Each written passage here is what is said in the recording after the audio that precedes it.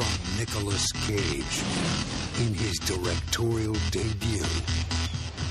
Oh, baby, Sonny.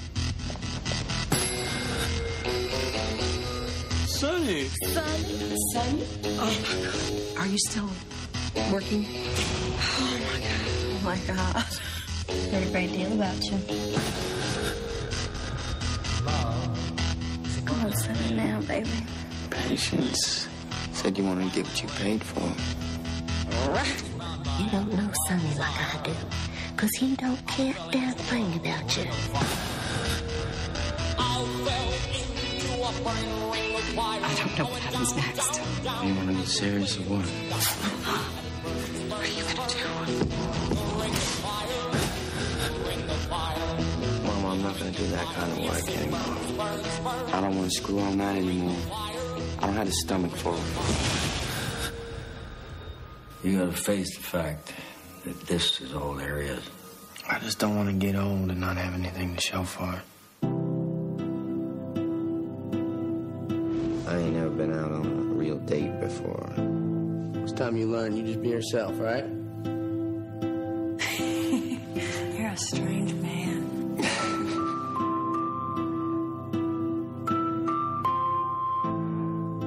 You're 26 years old, Sonny. How much longer do you think you can keep this up? As long as I have to.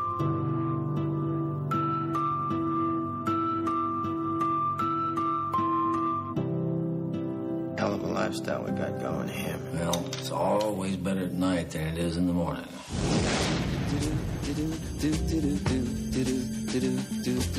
Golden Globe winner James Franco. Golden Globe winner Brenda Blethyn. Nina Suvari. Harry Dean Stanton.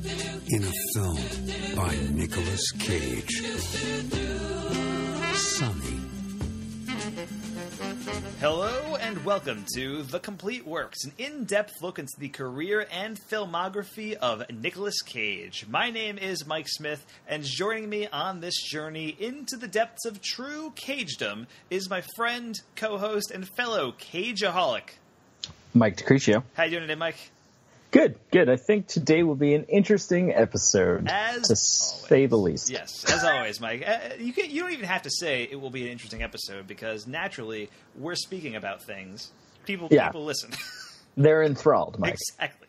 That's why we do this. Now, Mike, over the course of 39 films, we have watched Nicolas Cage from his earliest days as an actor. We've seen him and his performance style and the kinds of roles he plays evolve over time. There's an old cliche phrase associated with movie stars that goes, "But what I really want to do is direct."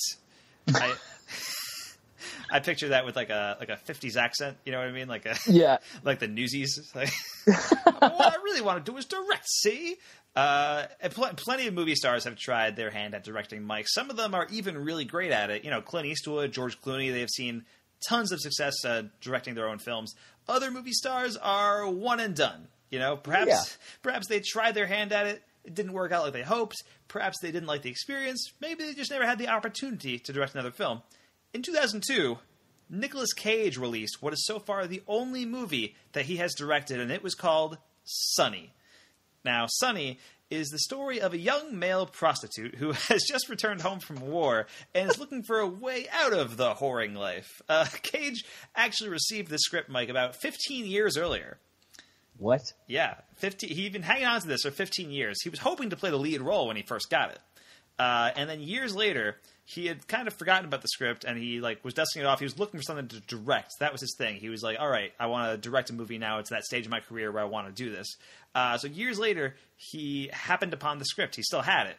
And he reread it and found himself so emotionally affected by it that he decided to make it himself. And I think it's easy to see what drew him to the movie a little bit. You know, more often than not, when an actor directs a movie, they tend to be very character-driven pieces.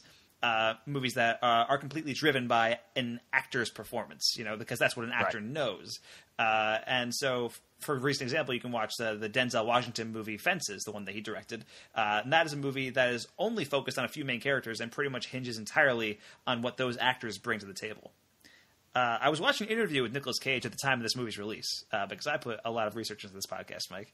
I don't know if you know that, but I've heard. Yeah, he describes his chief influences for this movie as the works of Elia Kazan and Rainier Fassbinder.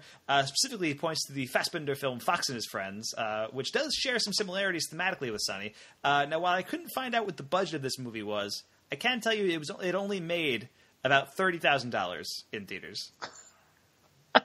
That's what a shame. Yeah, that is a bummer. I assume it was a very, very limited release that this movie got. Right. I would assume. Yeah. Now, Cage does bring a talented cast together for this movie, Mike. Many of whom had worked with Cage in the past. Now, Cage himself appears towards the end of the movie as a character named Acid Yellow. This is also the best scene in the movie, but we'll get to that in a bit. Playing the lead role of the movie is the male prostitute Sonny, James Franco. And this was back when he was probably most well known for his supporting role in the first Spider-Man movie. Though, of course, he also appeared in Freaks and Geeks a couple of years earlier. Right. But nobody had watched it at the time, so nobody knew that. Supposedly, Mike, while researching the role, Franco took a page out of Cage's playbook and did some method acting, and visited several male strip clubs, and even followed around a male prostitute while the prostitute did his job. So sure. I can imagine that was incredibly awkward. I heard you had to pay extra for that to have Franco watch. That's the premium package. Yeah. Now, playing Franco's mother, Jewel, is Brenda Blethyn, a British actress known for films like Secrets and Lies, Little Voice, and Pride and Prejudice. She currently stars on the British crime TV series Vera. The awesome Harry Dean Stanton is in this movie, Mike, playing Henry. And he was also in another Nicolas Cage movie, Wild at Heart, if you'll recall. I do. So that was pretty cool. And Mina Suvari, who was in a ton of things around this time. Remember when Mina Suvari was huge, Mike? That was... She was blowing up. She was blowing up all over the place. She was in a ton of things around this time, most notably American Beauty and the American Pie movies. She's in those. She plays Sonny's love interest, Carol. Seymour Cassell, who also appeared in Honeymoon in Vegas and It Could Happen to You, plays Albert. So this is a three-peat Cage reunion, so that's very special. He gets the little three-peat Cage trophy there. Josie Davis, known for the TV series Charles in Charge, appears as Gretchen. And I should point out, we were planning on recording this episode a while ago, probably like 2 weeks ago at this point. So I watched this movie 2 weeks ago. And so I don't want to spoil our thoughts on the movie, but it wasn't great. And there a lot of the actors and characters' names I'm like completely blanking and forgetting about what their scenes were in the movie. So. Yeah, I watched this movie approximately 3 days ago, and I don't know who Gretchen is. Yeah, I'm pretty sure Gretchen was the girl that Sonny is on a date with at one point in the movie. That happens a bunch of times, but okay. It's like the one that's an actual, the one that's an actual date and not him whoring. You know what I mean? Okay, got it. Yep. Anyway, so that's Josie Davis and Scott Caan. Scott Caan also appears in this movie. James Caan's son, who also appeared in Gone in 60 Seconds. So there's another reunion there. Plays it's just Cage all the way down. Yeah, I mean, the movie's directed by Cage, so you imagine he brought in some of the people that he enjoyed working with, and one of those people was Scott Caan. And he plays Sonny's friend Jesse. Brenda Vaccaro, who played Johnny Bravo's mother on the Cartoon Network show Johnny Bravo. What a deep pull. That's amazing. Plays Meg, who I think was the old woman that Franco is sleeping with, the first one. Who is because there's a few. The fact that you had to say first one. And also Cage's cousin Mark Coppola also appears briefly as Jimmy at Maddie's Whorehouse, and he was also in several other Cage movies, including The Cotton Club, Vampire's Kiss, Deadfall, and Leaving Las Vegas. Now, the movie was written by John Carlin and was supposedly semi-autobiographical in nature. I don't know what was how semi-autobiographical, how Semi was semi-autobiographical. I don't know. Was he a male prostitute? Is that a thing? Maybe. I mean, I know it's a thing, but did he do it? I don't know. He had written a few TV movies in his career, and Sonny is actually the last thing he wrote that got made before he died in 2009.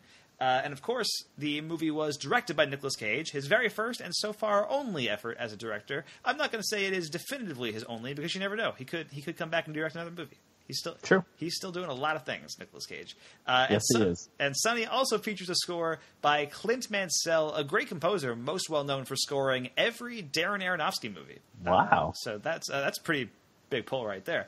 Yeah. And the IMDb plot synopsis for Sonny reads: an honorably discharged soldier returns home to New Orleans, hoping to break away from his upbringing as a trained prostitute, but his brothel madam mother has other expectations. Now, Mike, what are your overall thoughts on Sonny? Okay. So, my overall thoughts on Sonny. I don't know why I made that so dramatic, but I did.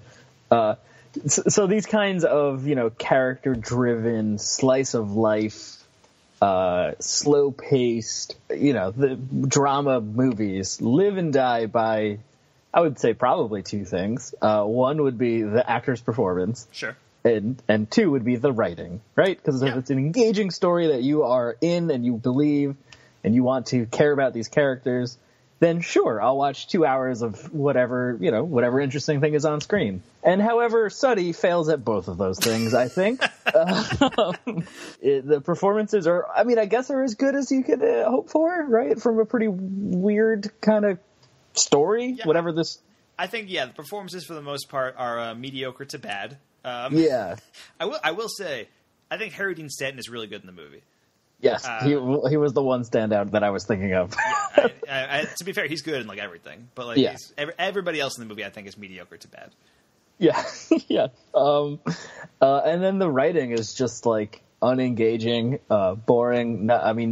I don't want to say nothing happens because like I said, it's kind of like a slice of life character story, right? Right. I don't want to, I'm not expecting big things to be happening.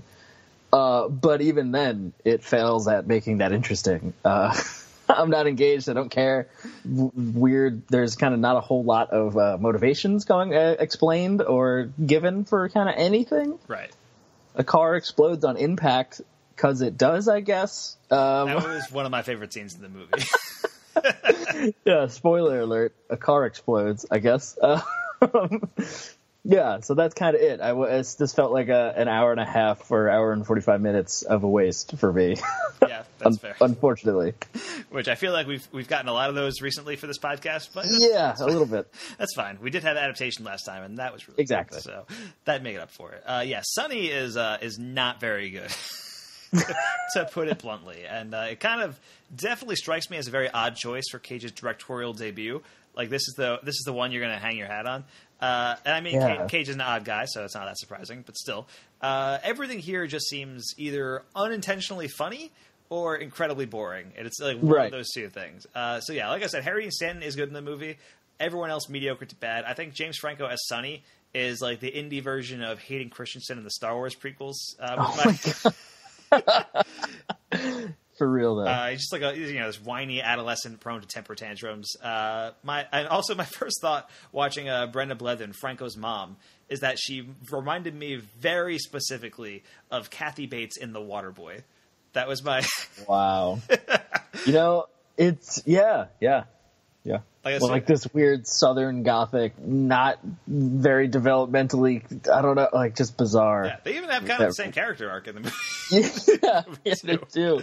But I think The Waterboy handles it with a lot more nuance. Somehow, yeah. Which is not a sentence that's, I don't think, ever been said. First in history.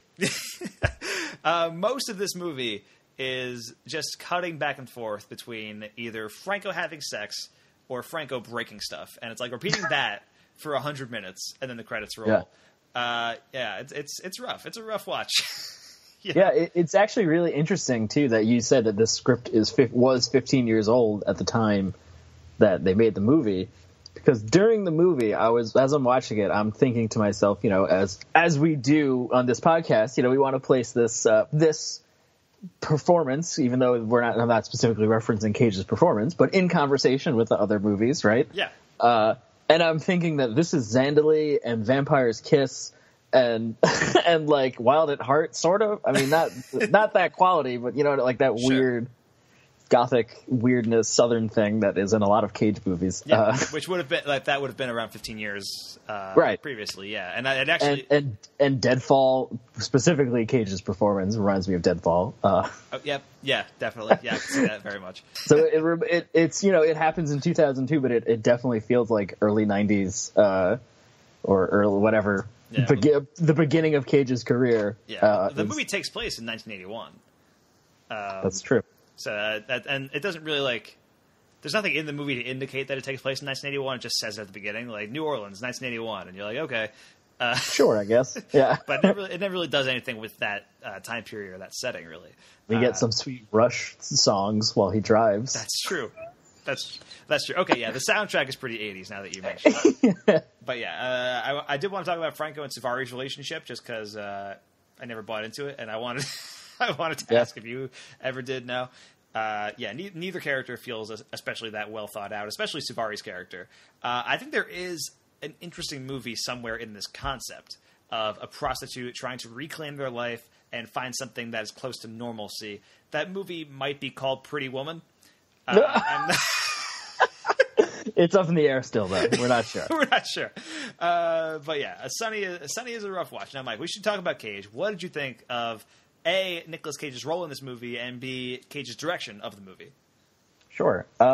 So first, for his performance, it definitely reminds me of Deadfall. He plays Acid Yellow, this coke-snorting male gigolo, I guess. Or male pimp, but whatever. Yeah, we really got to describe that character. So Cage cameos as a character named Acid Yellow. And that scene breathes life into the movie for a few minutes. Like, he's in it for less than 5 minutes. And too bad it happens an hour and 10 minutes in. It's very much very towards the end of the movie. And it is exactly the kind of outsized, ridiculous character that we love Nicolas Cage for playing, right? He's got this bright yellow suit, big glasses, a fake nose. The first time we see him, he's snorting coke and hanging out with drag queens. Why is this movie not about that character? Yeah, I want to see what's in that brothel. I don't care about the other brothel. Yeah, but yeah, definitely it reminds me of Deadfall quite a bit. Yeah, and it's so funny too, right? Because it happens in such a quintessential Cage. Like you already said, he's got weird glasses, a giant prosthetic nose. He's kind of, his name is Acid Yellow. You know where we're going with this, right? And he's doing coke, and it happens during Sonny's drug binge. He's on a bender, so there's all these weird visual trails and odd camera angles. So it's it is quintessential Cage weird performance. But like you said, I think it breathes life into the movie is a good way to put it. Because up until then, not a whole lot's going on. I'm not interested in anything. Yeah. And then we get this weird, insane drug trip thing that has happened in a bunch of other Cage movies that we've seen. These weird bender things, and he gets to show up and be all weird and then kick the shit out of James Franco. It's kind of awesome. Yeah. You can only imagine my delight. I want you to picture me watching this movie and my scream/laugh of delight when Nicolas Cage unsheathes a sword from his cane when he's fighting Franco, because that was truly wonderful. I was so enthralled by that. That was pretty great. Now, as for Cage's direction, Mike, I thought it was fine. His direction is adequate. It doesn't really add anything to the movie, but I don't think it detracts. I think there actually is a lot of weird choices throughout the movie that he does make. But I think the performances that he gets from his actors tend to be pretty melodramatic, which, to be fair, this is a melodrama, so that kind of fits. There's a lot of odd editing choices, some random montages, some interesting shots. Most notable you mentioned during Franco's bender, and it's kind of breakdown towards the end when he's meeting Acid Yellow. There's a lot of point of view shots. There's use of a fisheye lens. There's a time lapse sequence. So there's a whole lot of stuff happening there. Yeah, and despite all that, I feel like there's nothing really of note that happens in terms of direction.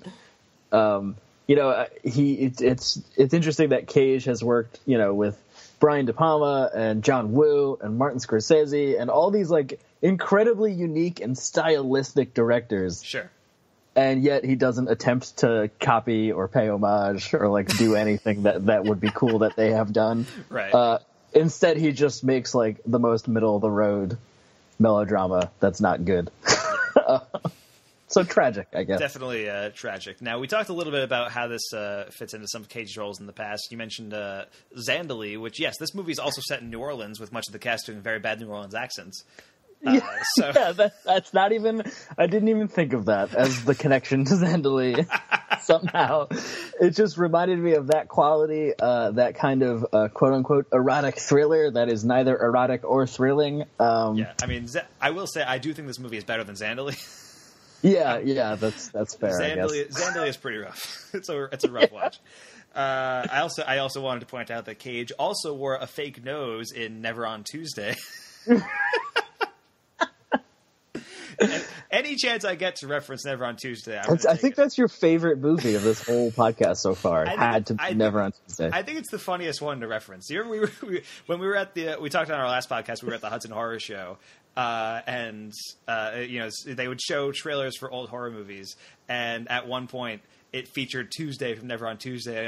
She was like, "Dude, that's Tuesday from Never on Tuesday." And then she was in The Hidden. Yes.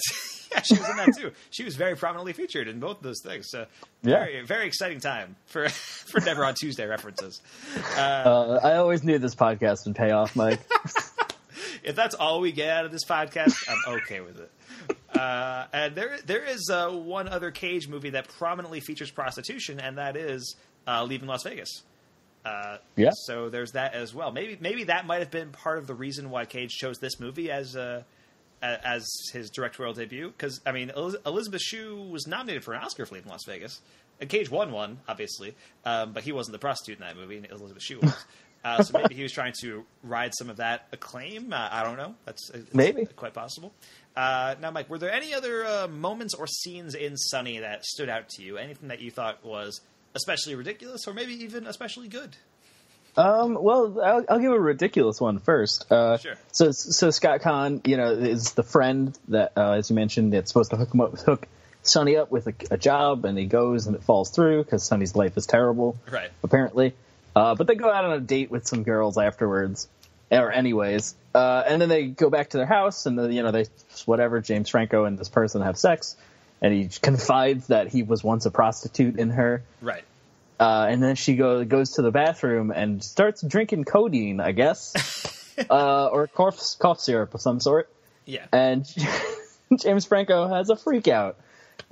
Something about you squares are supposed to be different, I think he says. I have the quote right here. I'm better than all you fucking bullshit squares, is what he says. I did kind of appreciate that. James Franco and, Sonny and his mom and Henry. Henry. It was Harry Dean Stanton's. Yes, Henry. Yeah, Henry was his name. Yeah. They have that, lingo that they call, normal people, quote-unquote, squares. Sure. I thought that was, the one interesting detail about the world that this Sonny presents. But anyway. He starts smashing the mirror and emptying all the crap, and trashes this woman's bathroom. All while naked, yes. And then Scott Conn runs in while also naked, and they kind of fight wrestle a little bit for a second. Yeah, and it's hilarious. And that was just the one scene I took note of in my notes. Yeah, that is a very funny scene, and I don't think it's meant to be. No, it's definitely not. It's just tragic. Yeah, and that's where I first started to note that this entire movie is just Franco having sex and breaking stuff. I mean, this is also 20 minutes in. It's here we go. This is the movie. Here we go again. Yeah, so that whole scene was ridiculous, and I love that line. I'm better than all you fucking bullshit squares. I thought that was great. Because just the way Franco says it, he's like James Dean in Rebel Without a Cause or something. That was his yeah. Which to be fair, exactly. I actually Franco actually a little bit reminded me of James Dean in this movie, and this was the year after Franco starred in the movie where he played James Dean, so that might have been a little leftover residual stuff from there. Yeah, but I thought that was interesting at least. It's not I don't think James Dean would have starred in a movie like this, but who's to say? He only starred in 3 movies and then he died. So yeah, we'll never know. Know.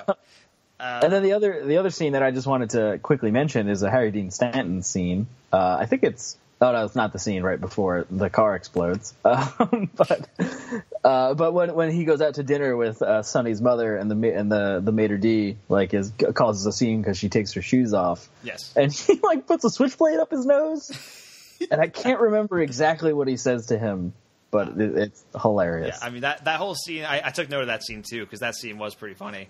So yeah, she takes her shoes off in the restaurant, and there's this.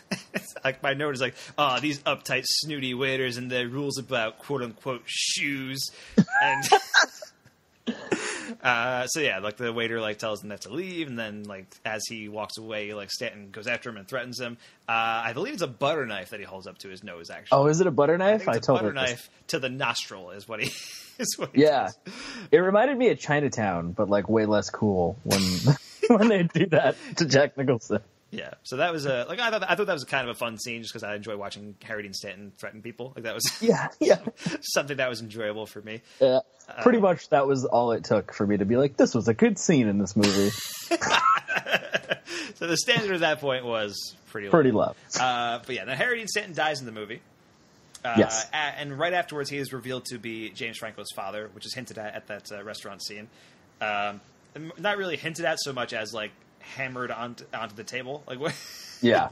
Like they don't say it, but like it's very clear that's what they're talking about. And so yeah, he dies. And the way he dies is hilarious. A truck hits his car. And immediately it bursts into flame. Like just erupts. I got the feeling that like if a bird had landed on that car, it would have it would have burst into flame. Like, it was that car's last day before retirement. That was how easily this thing exploded. It was insane.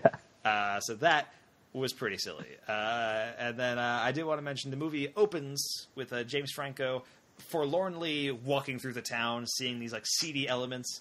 He sees like the strip clubs and he sees like hookers and he's like, he's in a soldier's uniform and you're like, oh man, he's walking towards his childhood home.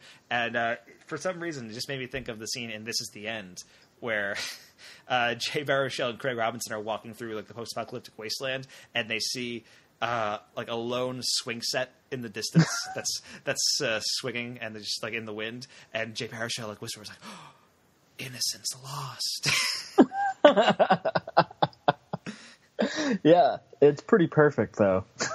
Like for what This Is the End is making fun of is just so wholeheartedly embraced in Sonny. Yeah, that's exactly what that is. And coincidentally, both star James Franco. Coincidence? I think not. Boom! You think he's deliberately sending up Sonny? And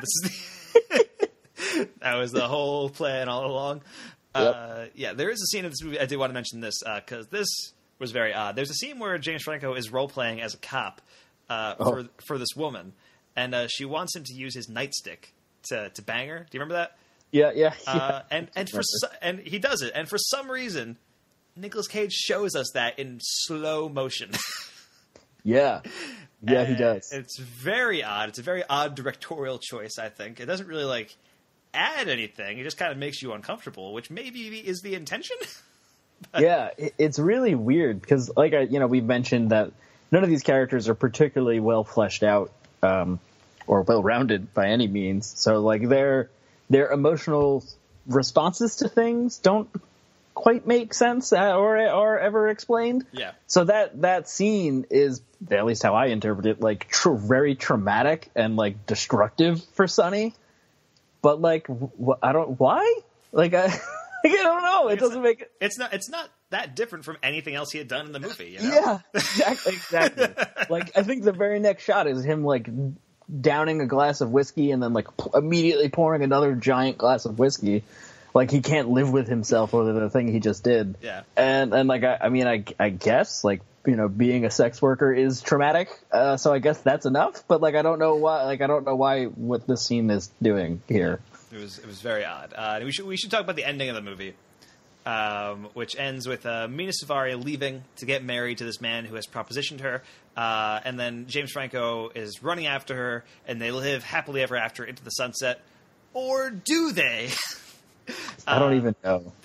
There's that whole sequence like Mina Savari's leaving, and then you see Franco run into the car, and it's this like big, like wonderful, like romantic gesture, and like it seems like the movie's about to end, and then it cuts back to Franco standing at the house, like contemplating what to do next, unsure of his next move, and so it's unclear what he's about to do. That's like that whole thing was a fantasy sequence, and it's like, okay, what's happening now? And then it cuts fade to white, credits roll. There's a weird electronic cover of Ring of Fire by Johnny Cash. Yeah. And then that's it. That's the end of the movie. So what did you like the ambiguity of that ending, Mike? Do you think it? I mean, I feel like the Wayne's World mega happy ending wasn't a great, not a great fit for this movie. Yeah, but even so, like, do you like the ambiguity of what's he gonna be doing next? Like, I don't know. I think I have no strong opinion either way with this movie. At that point, I was kind of just happy the movie was over. Yeah, exactly. I think that if I had been invested in any of the story, I might have reveled in that mystery. Allow the audience to fill in their own what they think that character, as we know them, would truly do. Yeah. But we don't know anything about Sonny, really. So he probably went and got paid to have sex with an old woman. I don't know. Because that's all we know about him so far. Yeah, that's quite true. I mean, I don't really have any other scenes that I feel like deserve being mentioned. Mike, do you have anything else you want to add to Sonny? I think that we owe the listeners a short episode after our 2-hour Alien Covenant episode. But no, because this movie, it's always so weird, right? When the movies aren't that good and they're not even bad in an interesting way. Right. They're kind of, it's hard to talk about for a long time. I think this is interesting in the sense that this is the only movie Nicolas Cage has ever directed. Right. And so to that end, I think it is very much worth talking about, especially for this podcast. This podcast is deliberately focused on Nicolas Cage movies. I guess we'll talk about it. But in any case, the movie is kind of a failed experiment at this point. Nicolas Cage, I think Cage knows that. That's probably why he hasn't gone back to direct anything since. Right. So who knows? Maybe one day he'll be vindicated again and get the chance to direct another movie. But until then, all we have is Sonny, and it's not great. Is that. So should we move on to some Netflix reviews, Mike? Let's do it. I'm so excited to hear what other humans have to say about this movie. Amazingly, other humans have seen this movie. Yeah, that's what I'm most shocked about. So here's some Netflix reviews for Sonny, starting right now. Here's a 2-star review from Netflix. Dang.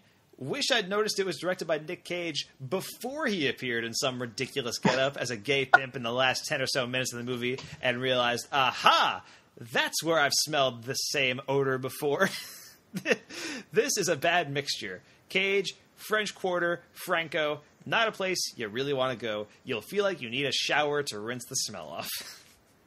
Wow, that's a pretty graphic description. Harsh words. Yeah. Here's a 4-star review of Sonny. God damn it, Nick Cage, you just had to end it like that, didn't you? You little twat. 4 stars, though, because James Franco's my boy. I like to imagine this just being James Franco's friend. Seth Rogen? Yes. Here's a 3-star review of Sonny. A could-be-real story. Life is most times ugly and painful as this movie shoes. I think he meant to say shows. Try to pull yourselves out of your everyday humdrum lives and try to feel the life that you could have been dealt. You bullshit squares. Yeah, that was written in character as Sonny. Here's a 1-star review of Sonny. If you have an hour and 50 minutes to kill, go sharpen pencils or snake out your sink drain. But don't waste it on this movie. It's another one of those movies that sucks you in with the first act, and then it just keeps getting dumber and dumber by the minute. James Franco and some TNA was all this movie was worth. If I would have seen Nick Cage was any way related to this, I would never have watched it. He's a lousy actor and director. Damn. Yeah. A lot of harsh words being thrown around for this one. Here's another 1-star review of Sonny. This movie was absolutely terrible. The acting was even worse. Don't waste your time. I find it hard to believe that Nicolas Cage could be associated with such a poor movie. Oh, you sweet summer child. So young, so naive. Has he seen like 2 Nicolas Cage movies and they were like Wild at Heart and Face Off or something? And it was Con Air twice. Man, you really love Con Air. Who doesn't? It's true. It was the 20th anniversary of Con Air just the other day. That's right. And the 20th anniversary of Face Off is coming up in a couple weeks. Oh man, yeah. We got to repost our episodes. June '97 was a huge action month for Cage fans. Finally, here's a 2-star review of Sonny. This is the last one. Sonny should be used in film schools to show aspiring filmmakers how not to make a movie. There is awfulness on display in just about every way possible. I give it 2 stars simply because James Franco and Mina Suvari both give good performances here. And again, I like the premise. Too bad they were wasted in this awful, awful movie that plays as if an ADD-rattled 10-year-old David Lynch protege and a neighborhood friend with a camcorder doing an unlikely homage to Tennessee Williams. Holy shit. Wow. Some unexpected... That's better written than the whole movie. Yeah, some unexpectedly highbrow references. Yeah. So, yeah. Good job. Yeah, that I think wraps up our review of Sonny. Not great, right? That's, not so good. Kind of the conclusion there, which is a bummer. But, Mike, where can we find you online this week? You can find me at twitter.com/mdfilmblog. And if you like Dungeons & Dragons, my friends and I post our games at youtube.com/geonerd79. And you can find me online at twitter.com/msmithfilmblog and all of our podcasts and stuff at filmbook.com. Plus, you can find some of my other work at crookedscoreboard.com. Thank you so much for listening to The Complete Works. I am Mike Smith. That is Mike DeCriscio. If you're listening to this review via our podcast on iTunes, you can subscribe to our podcast, rate it, and take a moment to give us a review. Help support this podcast and FilmBook by taking part in our Patreon campaign. You can find our Patreon campaign page at patreon.com/filmbook. Any and all feedback, compliments, topic discussions, and even hate mail can be sent directly to podcast@filmbook.com. Please list the podcast you're emailing about in the title of your email, because we produce just so many different ones. It's hard to keep track. We would love to hear from you. Join us in 2 weeks for another episode of The Complete Works, in which we'll be talking about a movie that'll probably be much more entertaining. 2003's Matchstick Men, directed by Ridley Scott. Now, Mike, I know you're a fan of this movie, right? You're kind of a big fan? Yeah, I have seen this before, and I remember enjoying it, so hopefully that holds up. Yeah, I have not seen it, actually, so I'm pretty excited. It's a Ridley Scott movie I haven't seen. I know it's Cage and Sam Rockwell, who's another one of my favorite actors. So I'm definitely eager to check it out. Plus, you can keep an eye out for a Film Bookcast, where we'll probably be talking Wonder Woman. So I've seen it, Mike. You have not yet, but it is pretty good. I enjoyed it. I'm very much looking forward to adding to the Wonder Woman discussion. If there's one thing that needs to be added to the Wonder Woman discussion, it's 2 dudes' opinions. Yeah, 2 straight white guys. We need to weigh in on Wonder Woman. But we do have some opinions on Wonder Woman, and we will share them pretty soon. So thank you so much for listening, guys, and thanks for getting in the cage. I fell into a burning ring of fire. I went down, down, down, and the flames got higher. And it burns, burns, burns. The ring of fire, the ring of fire, the ring of fire.